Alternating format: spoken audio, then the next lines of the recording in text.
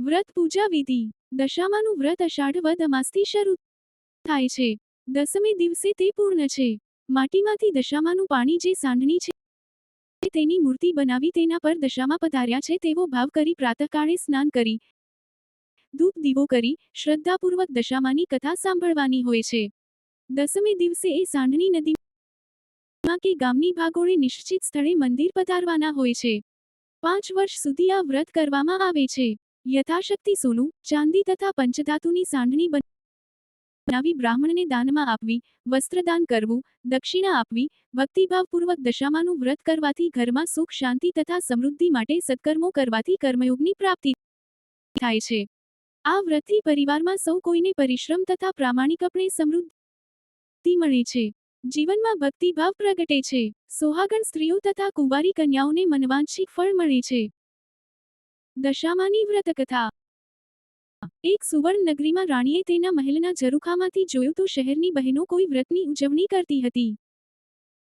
રાણીને થયું કે આ વ્રત મારે પણ લેવું છે.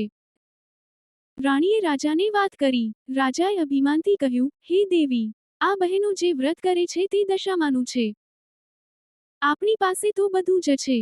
આ વ્રત અને એ દશામાં આપણું શું ભલું કરવાના છે? તમારે એ દશામાનું વ્રત લેવાની જરૂર નથી. રાજા દશામાનું અપમાન કરે છે. રાણી રાજાથી સિસાઈ જાય છે. આ દશામાનું અપમાન તેનાથી સહન થતું નથી. તે મહેલમાંથી નીકળી નદી કિનારે જતી સ્ત્રીઓ પાસેથી આ વ્રત વિશે વિગતવાર જાણે છે. વ્રતી બહેનોએ કહ્યું, અમે દશામાનું વ્રત કરીએ છીએ. આ વ્રતની વિધિ એવી છે કે સૂતરના 10 તાર લઈ 10 ગાંઠ વાળવી, ગાંઠે ગાંઠે કંકુના ચાંદલા કરવા. ત્યારબાદ સ્ત્રીએ આ વ્રત કરવું. દાસી જોડે રાણીએ રાજાને સંદેશો મોકલ્યો કે મારે આ વ્રત કરવું છે. પણ રાજા અભિમાનમાં ચકચૂર હતા. તેમણે આ વ્રતની ના પાડી, પુનઃ દશામાનું અપમાન કર્યું, તેથી દશામાના ક્રોધનો પાર ન રહ્યો. એક દિવસે દશામાએ રાજાને સપનામાં આવીને એક જ શબ્દ કહ્યો, પડું છું. બીજા દિવસે પાડોશી રાજા લશ્કર લઈને ચડી આવ્યો. જીવ બચાવવા રાજા તેની રાણી તથા 2 કુંવરોને લઈ જંગલમાં ભાગ્યો. ઘોર જંગલમાં રાજા રાણી પરિવાર સાથે દુઃખી થયા. રસ્તામાં એક વાવ આવી, ત્યાં રાજા પાણી લેવા ઉતર્યા. પાછળ 2 કુંવરો પણ ગયા.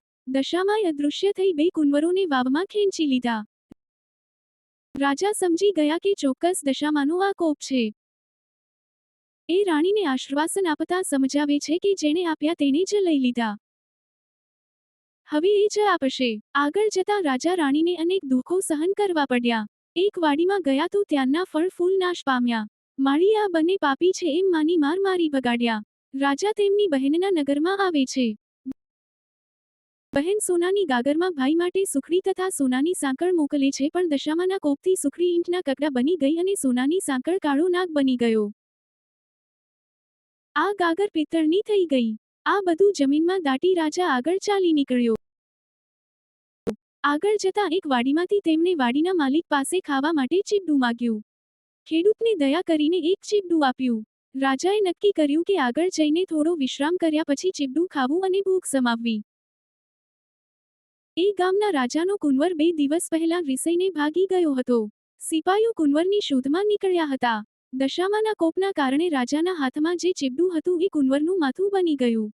કુંવરના માથા પર નજર પડતા જ સિપાઈઓએ દોડીને રાજાને પકડી લીધો. દોરડાથી બાંધીને લાતો મારતા નગરમાં લઈ ગયા.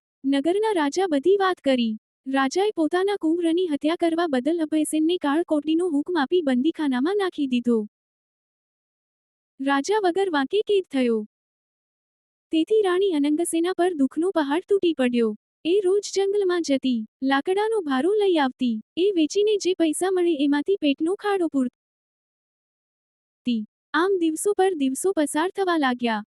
અષાઢ મહિનો આવ્યો. અનંગસેનાએ અષાઢની અમાસે એટલે કે દિવાસના દિવસે દશામાનું વ્રત શરૂ કર્યું. દશામા વ્રતના 10 દિવસ નકોરડા ઉપવાસ કર્યા અને માની ભક્તિ કરી. જે રાજાએ અભયસેનને કેદ કર્યો હતો તેમનો કુંવર હેમખેમ ઘરે પાછો આવ્યો. તેથી અભયસેનને જેલમાંથી મુક્ત કરવામાં આવ્યો.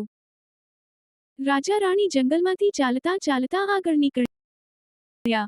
ત્યાં એક વાવ આવી. જોયું તો વાવના કાંઠે દશામાં વૃદ્ધ ડોશીનું રૂપ ધારણ કરીને ઊભા છે.